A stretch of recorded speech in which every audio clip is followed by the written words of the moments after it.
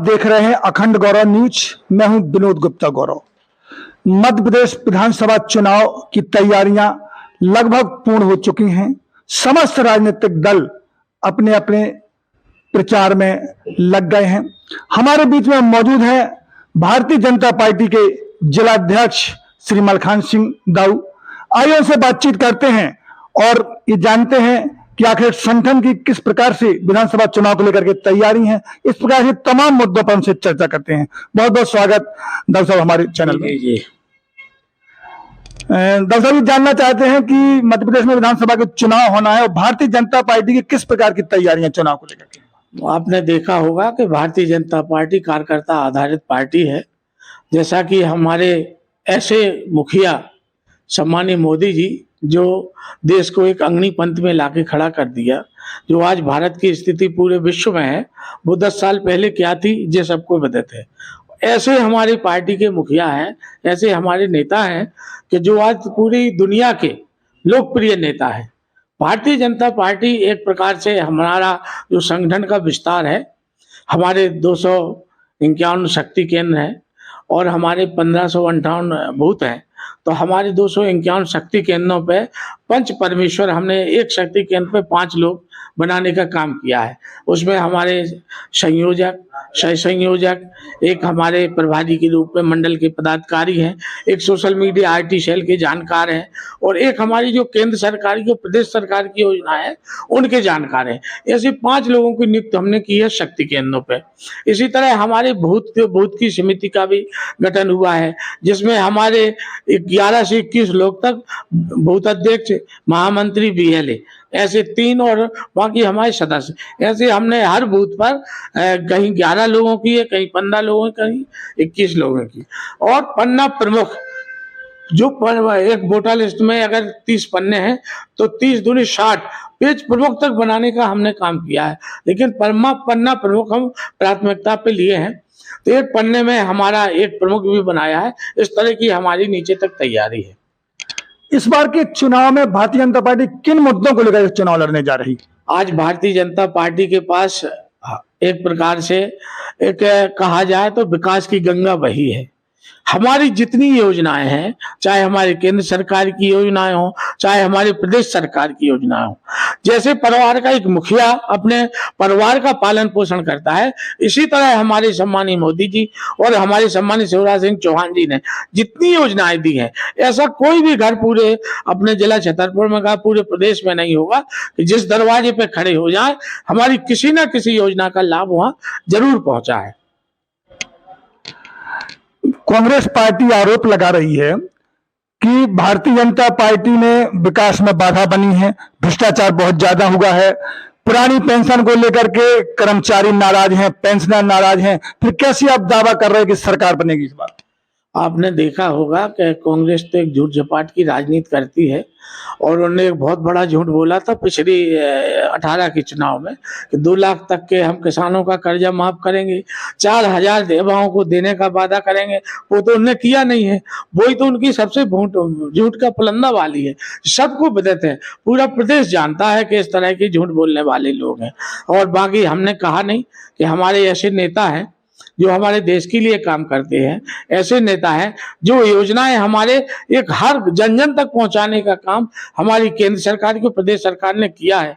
उन्हीं योजनाओं के आधार पे वो विकास की गंगा के मामले तो आपने देखा होगा, NH अपना है, पहले अपन दिल्ली बम्बई जाते थे तब मिलता था देखने के लिए। आज हमारे छतरपुर में देखें, खजुराहो से झांसी तक कैसा फुल लाइन का रोड अपने सामने है। कई ऐसी सौगातें हैं, कहा जाए तो ये तो कहीं है ही नहीं। रोडों के मामले में तो आप देख लें पूरे जिले में का पूरे प्रदेश में ऐसे रोड हमने पहले कभी नहीं देखे थे जो आज है। जैसे ही उम्मीदवारों की सूची जारी हुई और पार्टी के कार्यकर्ताओं में असंतोष व्याप्त हो गया है, बहुत सारे नेता इस्तीफा देके जा रहे हैं, उनसे कैसे निपटेंगे? स्वाभाविक है, थोड़ी मोड़ी नाराजगी कार्यकर्ता में होती है जो प्रयास करता है टिकट लेने के लिए भी और किसी को सपोर्ट करने के लिए थोड़ी मोड़ी नाराजगी है और थोड़ा मोड़ा जो नाराजगी होगी हम उसको ठीक कर लेंगे।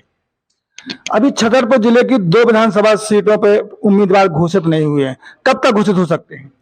जी लगभग हमारे अंदाज से अपनी जो बैठक होना थी प्रदेश की भी हो गई और केंद्र में भी हो गई। कल या परसों में हमको लगता है कि इनकी घोषणा होगी। बिजावर और चंदला से संभावित उम्मीदवार कौन आपकी नजर में हो सकते हैं? अब देखो चल पहली बात तो हमारे दोनों विधायक कि हमारे विधायक ही एक दूसरे जो आ गए थे वो शटिंग विधायक दोनों हैं हमारे, वो भी पार्टी में आ गए थे। तो वहाँ राजेश बबलू शुक्ला भी हो सकते हैं, राजेश प्रजापति भी हो सकते हैं। इसके अलावा भी हमारे संगठन ने जो सर्वे किए हैं, एजेंसी जो पार्टी की तरफ से लगी थी, उनके सर्वे में जिन जिन के नाम आए उनको हो सकता है पार्टी प्रत्याशी बनाए। पार्टी पर यह आरोप लगाया जा रहा है कि जो लाडली बहना योजना चुनाव के कुछ ही समय पहले शुरू की गई, इसके पहले पार्टी को लाडली बहना का याद क्यों नहीं आई? नहीं, याद क्यों नहीं आई, याद आई है। आपने देखा होगा कि हमारी माताओं के लिए केंद्र सरकार ने कितनी योजनाएं लाके दी, हमारी बहनों के लिए कितनी योजनाएं लाके दी। पहले से ही उनके बारे में सोचा है। आज धुआं में सैकड़ों लाखों लोगों की आंखें खराब हो जाती थी। आज मोदी जी ने उनको जो उज्ज्वला योजना के माध्यम से उनको जो दिया है, उसका तो कभी औरतें भूल ही नहीं सकती।